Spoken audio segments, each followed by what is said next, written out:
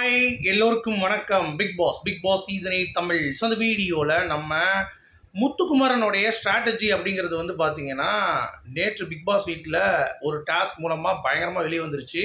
So அவர் வந்து ஒரு அக்செப்டன்ஸே வந்து இல்லாமல் நிறைய இடங்களில் வந்து ஸ்ட்ரகிள் பண்ணார் அப்படிங்கிறத நம்ம வந்து பேசியிருந்தோம்.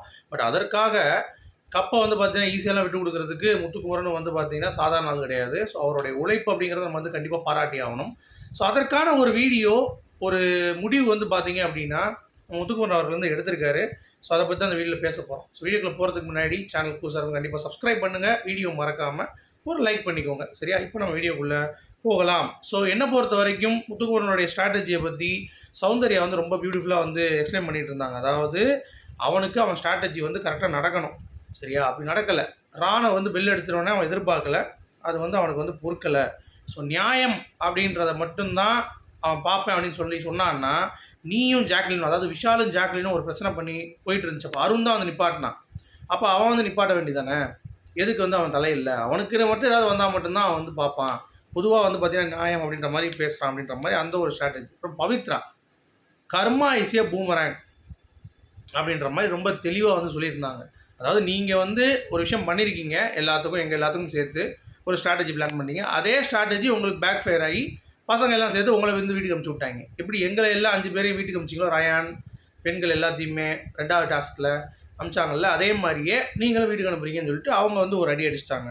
ஸோ முத்துக்குமரனுக்கு இதெல்லாம் வந்து கொஞ்சம் உள்ளே அப்படியே உறுத்திக்கிட்டே இருக்குது. கர்மாசி போகிறாங்க அப்படி இப்படின்னு சொன்ன உடனே அது முத்துக்கிட்ட நம்ம சொல்ல வேண்டியது அதுதான். ஏன்னா இன்னும் கொஞ்சம் வாரங்கள் தான் இருக்குது. இப்போதைக்கு உங்களுக்கு தான் சாலிடாக இருக்குது வின் பண்ணுறதுக்கான சான்ஸு.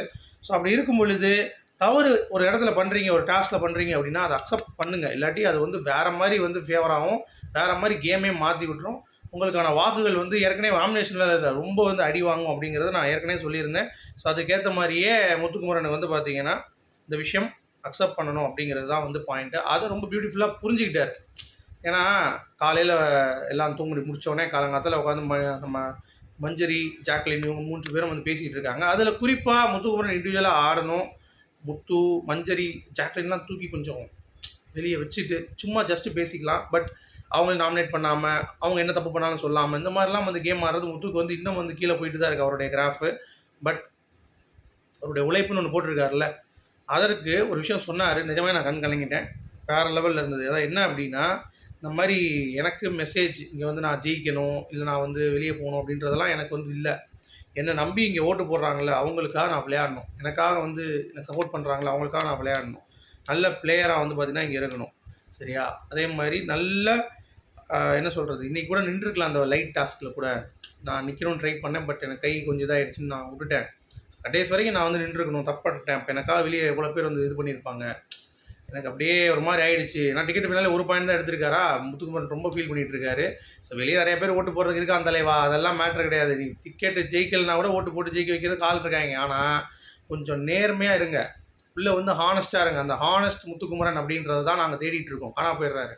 ஸோ அதை நீங்கள் வந்து ஆர்டிகுலேட் பண்ணி கொண்டு போனாலே கண்டிப்பாக வந்து பார்த்தீங்கன்னா டைட்டில் வின் பண்ணுறதுக்கான சான்ஸ் இருக்குது. நீங்கள் வந்து மக்கள் மனதை வின் பண்ணணுன்னா ஹானஸ்ட்டாக இருக்கணும், தவறுனா அக்செப்ட் பண்ணணும். அது ஒரு 60-70 நாள் இருந்த முத்துக்குமரனுக்கு இருந்தது. ஆனால் அந்த பிக் பாஸ் வந்து சாரி பாஸ்ன்னு இருந்தால ஒரு நாள், அதுலேருந்து முத்துக்குமரனுடைய அவர் தவறை ஒத்துக்கொள்ளும் விதம் அப்படிங்கிறது குறைந்து கொண்டே இருக்கிறது. அதுவும் நேற்று டாஸ்கில் வந்து நல்லா வெளிப்பட்டுச்சு. ஸோ இதே கண்டினியூ ஆச்சுன்னா மக்கள் வந்து இரிட்டேட் தான் ஆவாங்க. அதனால் தயவு செய்து முத்துக்குமரனுடைய ஆட்டம் அப்படிங்கிறது அவர் எப்படி இயல்பாக வந்து 50 நாள் இருந்தாலோ அதே மாதிரியே கடைசி வரை இருக்கணும். சரியா? ஒன்று அப்படி இருந்துடணும். நான் நடிக்கிறேன், எனக்கு இப்படி ஒரு முகம் இருக்குது அப்படின்றத சொன்னீங்கன்னா அந்த முகம் என்னங்கிறத மக்கள் தோண்டி பார்க்குறதுல ஆர்வமாக தான் இருப்பாங்க.